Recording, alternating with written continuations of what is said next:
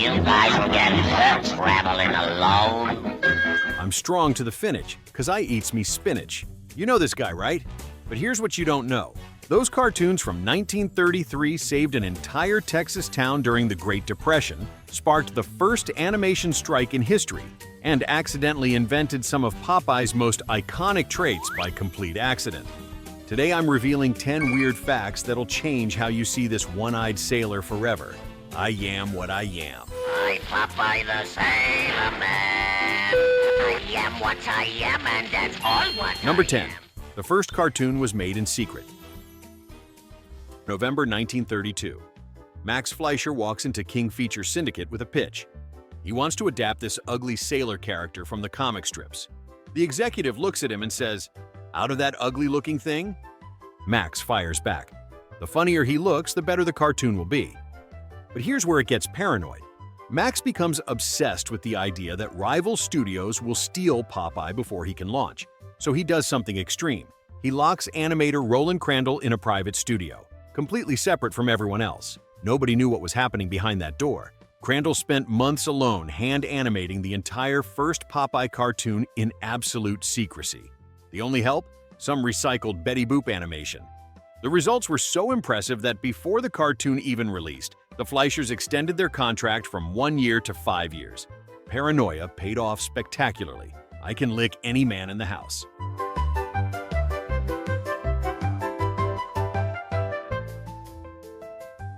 Number 9. They discovered Popeye's voice while he was singing to himself. The original voice actor, Billy Costello, got fired after 2 years. Why? His ego exploded with Popeye's success. The Fleischers needed a replacement immediately. Enter Jack Mercer, a young story artist who'd never done voice work. Here's how they discovered him. Lou Fleischer is walking through the studio and hears someone casually singing "I'm Popeye the Sailor Man" to themselves. Perfect impersonation, just for fun. He gives Mercer an audition on the spot. Mercer's first Popeye cartoon drops in 1935. But what made Mercer extraordinary wasn't just his voice, it was his improvisation. Since dialogue was recorded after animation was completed, Mercer would watch finished scenes and add his scripted lines. Then he started mumbling commentary during moments when Popeye's mouth wasn't moving on screen. Lines like, "I broke the law, I think I broke his head too," and "Get up, you female impersonator," were pure Mercer invention. These improvised mutterings became the funniest and most beloved part of the cartoons. He voiced Popeye for over 40 years. "That's all I can stands. I can't stands no more." That's all I can stands. I can't stands no more. Number 8. A Texas town built a statue to thank Popeye for saving them. Great Depression. Most American towns? Collapsing. Crystal City, Texas? Booming. Why? Popeye the Sailor. The town produced roughly 10,000 cans of spinach daily throughout the 1930s. And here's the wild part. Spinach sales in America increased by 33% between 1931 and 1936, directly because of Popeye. Kids across America demanded spinach at dinner tables. Parents desperately tried to replicate Popeye's strength. Crystal City farmers understood exactly who saved their economy. So, on March 26, 1937, they proclaimed themselves the world's spinach capital and erected a full-color statue of Popeye in front of City Hall. The statue still stands today. There's a second one inside the Chamber of Commerce. The town holds an annual Spinach Festival every November celebrating the cartoon character who rescued their economy during America's darkest financial crisis. And it wasn't just Crystal City.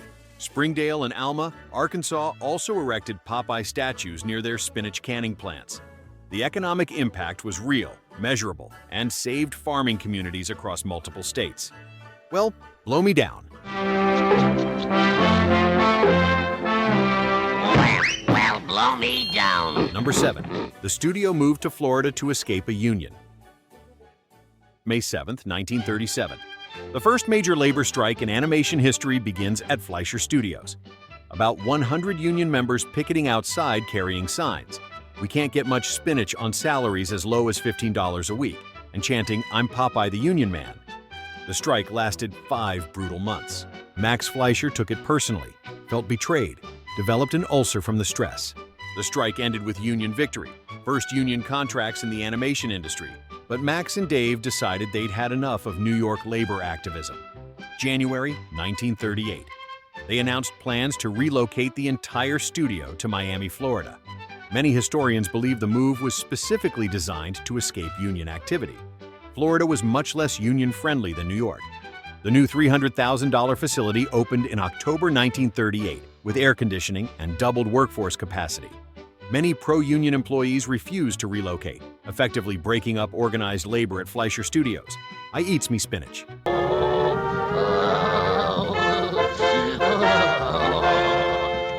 Number 6. Popeye's mumbling stopped because they were chasing Disney. Late 1930s, Jack Mercer's improvised mumbling defined Popeye's personality. Fans loved hearing Popeye's under-the-breath commentary. The mumblings were brilliant because they could be slightly risque without triggering censors since they were deliberately hard to hear. But around 1941 to 1942, the mumbling suddenly stopped. Why? Fleischer Studios was desperately trying to compete with Walt Disney. Snow White had proven beautiful, polished animation could dominate the box office. Studio executives decided they needed to prioritize visual quality over comedic voice work. The production process was reversed. Voice work recorded first, with animation matching mouth movements precisely. This created a major problem. Mercer could no longer see finished scenes before recording, which meant he couldn't add his trademark improvised mumbles during moments when Popeye's mouth wasn't moving. The decision eliminated one of the series' most beloved features. Fans noticed immediately. The cartoons lost charm. By the time Famous Studios took over in 1942, the mumbling era was over. Ahoy there, matey!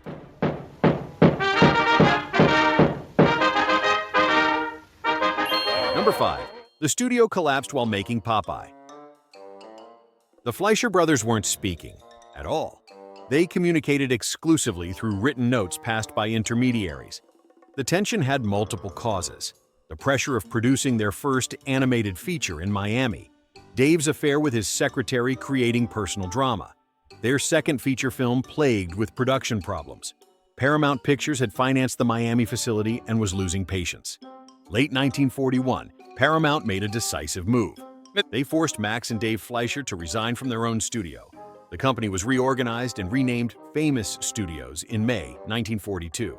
Max left animation entirely, moved to Detroit to work at Industrial Films. Dave briefly stayed but was effectively sidelined. Famous Studios continued producing Popeye cartoons, but the original creative vision was gone. The studio that pioneered realistic animation, created Betty Boop, and made Popeye a cultural icon had collapsed from internal conflict. Popeye survived the transition. But the golden age of Fleischer innovation? Over. Shiver me timbers.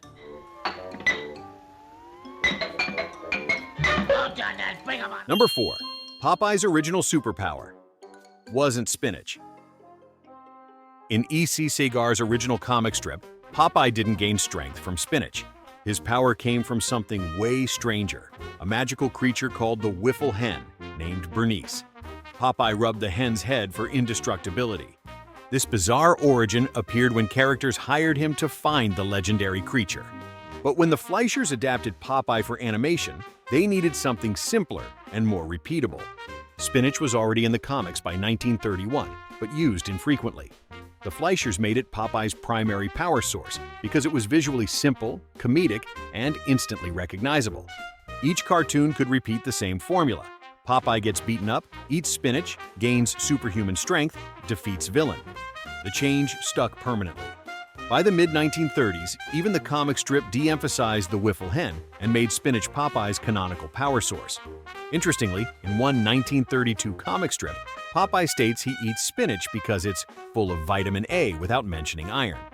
The widespread belief about iron content was based on a mathematical error that wasn't corrected until the 1930s. That's a separate myth entirely. I'm Popeye the Sailor Man. With Popeye the Sailor Man. I'm Popeye the Sailor Man. Number 3. The cartoons featured groundbreaking 3D technology. Max Fleischer was an inventor at heart. His greatest technical achievement? 3 elaborate two-reel cartoons in Technicolor between 1936 and 1939. These weren't standard Popeye shorts. They were 15 to 20-minute theatrical spectacles. Popeye meets Sinbad, Popeye meets Ali Baba, and Aladdin and his Wonderful Lamp. The innovation was the stereoptical process, Max Fleischer's proprietary technique for dimensional depth. Here's how it worked.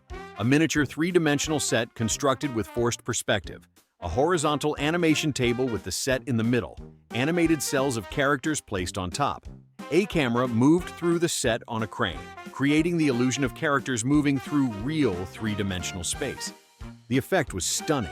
Characters appeared to walk through elaborate architectural environments with genuine depth and perspective. This was years before Disney's multiplane camera would achieve similar effects. The stereoptical process was more complex and expensive, which limited its use to the 3 color specials. But the visual results were unprecedented.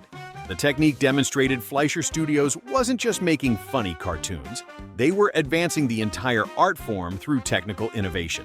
Toot toot. I'm Popeye the Sailor Man. Number 2. Popeye made his debut in a Betty Boop cartoon. The first Popeye cartoon wasn't a Popeye cartoon, it was a Betty Boop short. Fleischer Studios was testing whether audiences would respond before committing to a full series. Released July 14, 1933, billed as part of the Betty Boop series. Betty herself only appears briefly dancing the hula with Popeye at a carnival. The rest introduces the main cast. Popeye demonstrates strength at carnival attractions. Olive Oyl appears as his girlfriend. Bluto kidnaps Olive and ties her to railroad tracks. Popeye eats spinach, gains superhuman strength, rescues Olive. Template for hundreds of cartoons to follow. The strategy worked perfectly. The Betty Boop connection gave Popeye immediate visibility with audiences already familiar with Fleischer's most popular character. Within months, Popeye completely eclipsed Betty Boop in popularity. By 1938, polls showed Popeye was Hollywood's most popular cartoon character, surpassing even Mickey Mouse. Betty Boop faded by the late 1930s, partly due to censorship restrictions from the Hays Code. Popeye continued thriving, becoming Fleischer Studios' most valuable property and ensuring the studio's survival throughout World War II.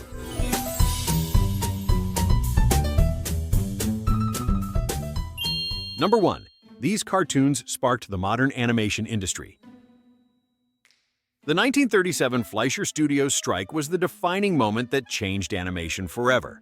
Before the strike, animation workers treated as disposable factory laborers. Salaries as low as $15 per week for in-betweeners and cell painters. No overtime, no vacation, no screen credits, no job security.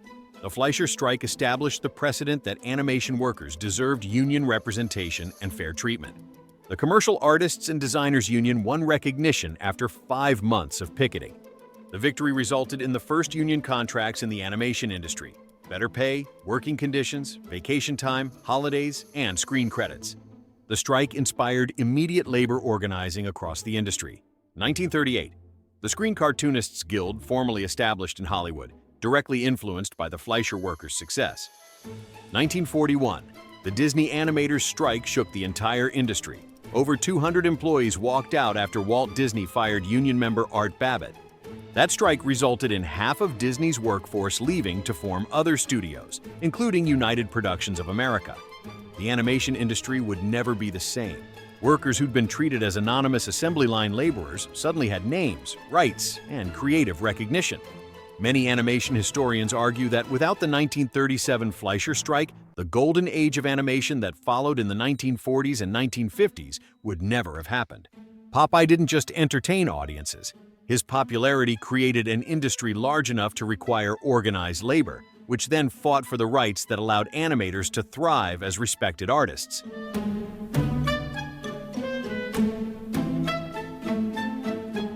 So there you have it. 10 weird facts that prove Fleischer Popeye cartoons weren't just slapstick comedy. They were technical innovations that advanced animation, labor victories that transformed an industry, and cultural phenomena that saved farming communities. The wildest stories aren't always on screen. They're behind the inkwell. But here's something I didn't tell you at the start. Everything you just learned about Popeye, it's completely useless if you don't understand how those same Fleischer techniques influenced every superhero cartoon that came after. Make sure to subscribe so you don't miss my next video where I reveal the wild truth about the 1941 Superman cartoons, the most expensive animated shorts ever made, and the cartoons that gave Superman powers he never had in the comics. I'll see you there. I'm Popeye the Sailor Man.